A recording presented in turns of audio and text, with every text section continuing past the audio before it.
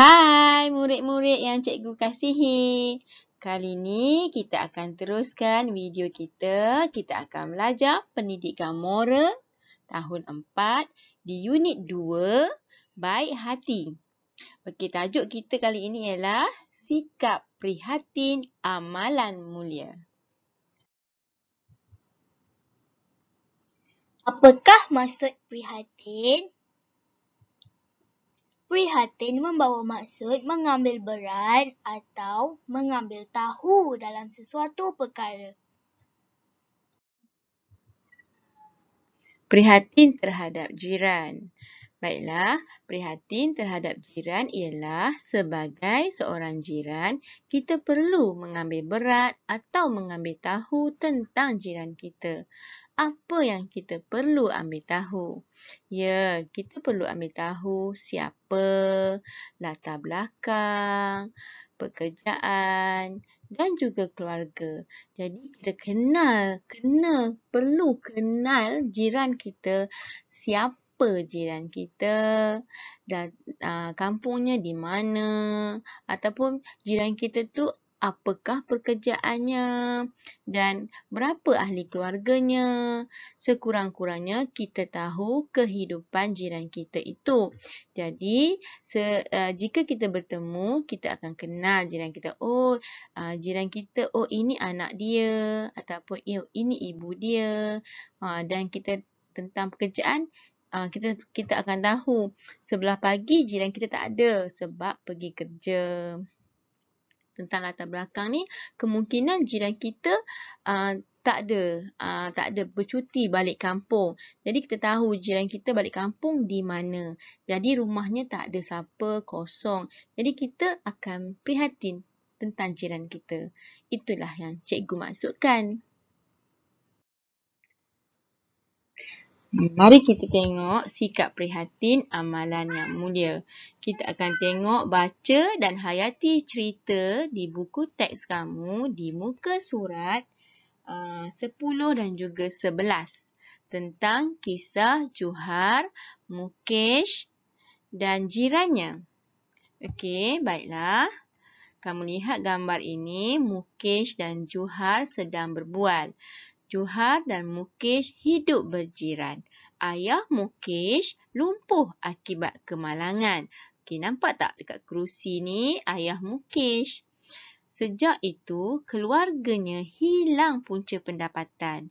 Sebagai jiran, Juhar berasa sedih dengan keadaan keluarga Mukesh. Jadi, sebab Juhar prihatin terhadap keluarga Mukesh yang dia dapat keluarga Mukesh ayahnya sedang sakit, lumpuh dan tak mampu untuk melakukan sebarang pekerjaan. Jadi dia prihatin terhadap jiran. Kemudian Juhar berbincang dengan ibu dan ayahnya. Dia menggunakan duit hasil tabungannya untuk membeli barang keperluan harian. Juhar sedang berbincang dengan ibu bapa dan maklumkan kepada ibu bapa bahawa keluarga Mukesh ada menghadapi masalah.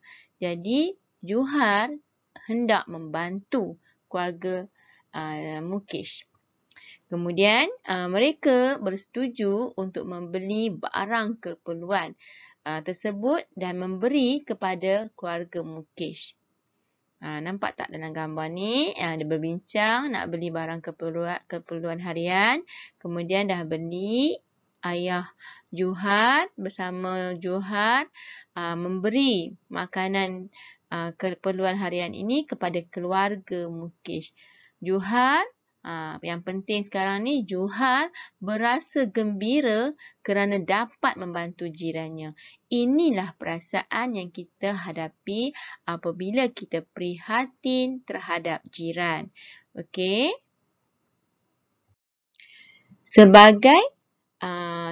Sebagai jiran, kita perlu prihatin terhadap jiran kita. Okey, ibu bapa Juhar begitu juga. Terlalu sangat prihatin terhadap jiran. Ibu bapa Juhar dan jirannya sedang berbincang bagaimana nak membantu keluarga Mukesh. Johar, ayah dan jirannya berbincang bagi mendapatkan pekerjaan yang sesuai untuk Ibu Mukesh. Kenapa Ibu Mukesh kena bekerja? Ya, sebab ayah Mukesh sakit, lumpuh, tak boleh bekerja. Jadi terpaksalah Ibu Mukesh untuk kena keluar bekerja. Sekarang Ibu Mukesh hanyalah seorang suri rumah tangga. Okey, kalau sekarang ini Johar dan ayah dan jirannya berbincanglah nak bagi kerja apa yang sesuai untuk Ibu Mukesh boleh lakukan. Sekurang-kurangnya adalah pekerjaan yang dapat membantu keluarga Mukesh. Akhirnya, Ibu Mukesh berjaya mendapat pekerjaan. Mereka berjaya mendapatkan pekerjaan untuk Ibu Mukesh. Ibu Mukesh mula bekerja sebagai pembantu di sebuah restoran yang berhampiran kawasan kejiranan mereka. Jadi, Ibu Mukesh ni gambar menunjukkan Ibu Mukesh sedang bekerja. Jadi, sekurang-kurangnya keluarga Mukesh ada sumber pendapatan.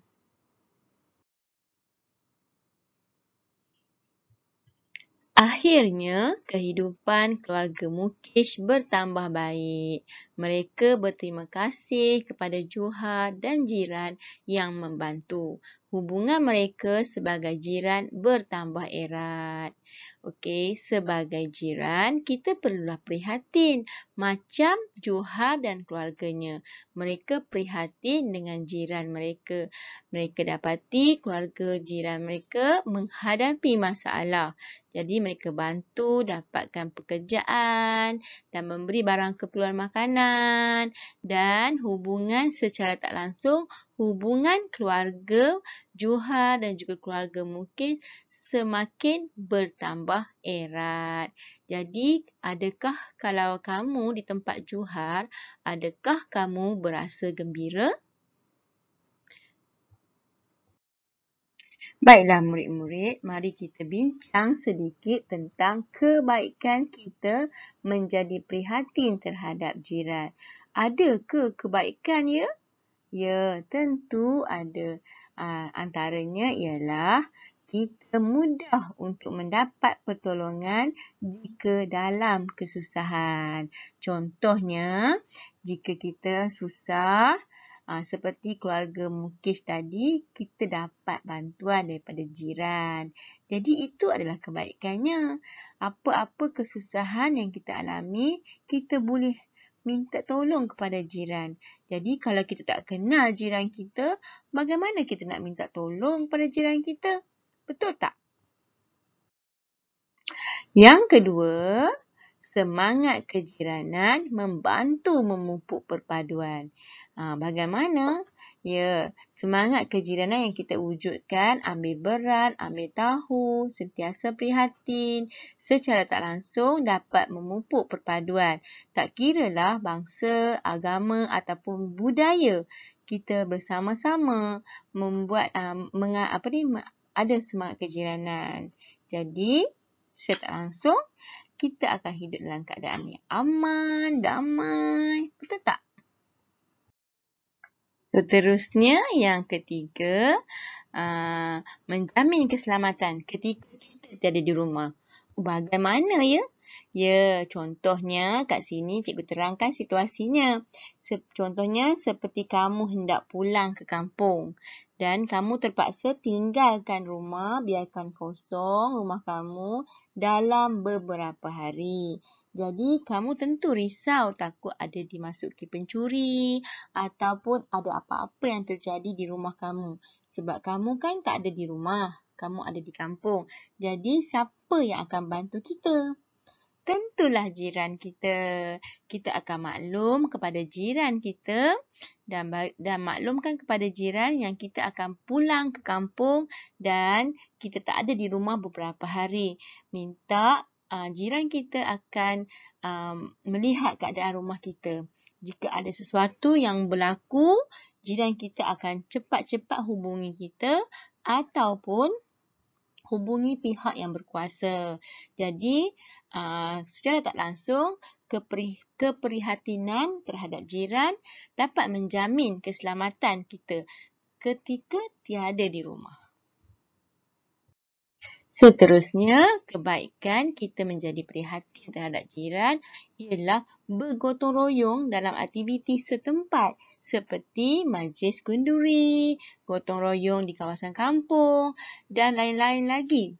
Apa-apa program yang kawasan kejiranan kita adakan, kita dapat melakukannya bersama-sama.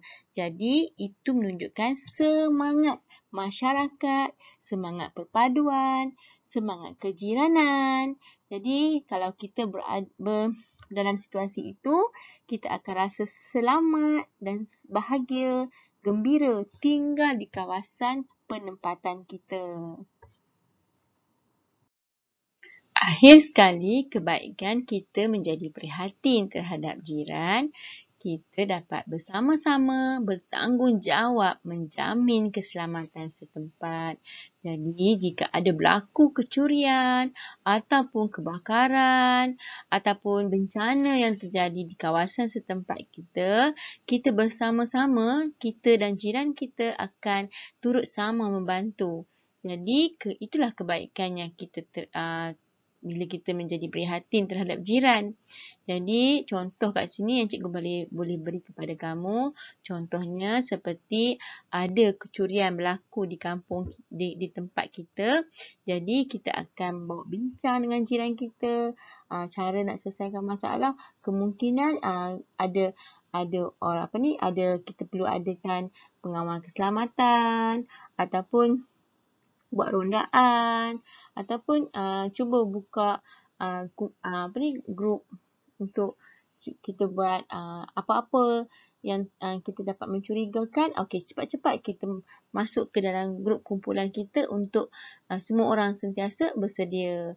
Itu adalah antara cara-cara yang boleh kita lakukan bersama jiran kita. Jadi, itu adalah tanggungjawab bersama. Maknanya keselamatan setempat kita akan terjamin.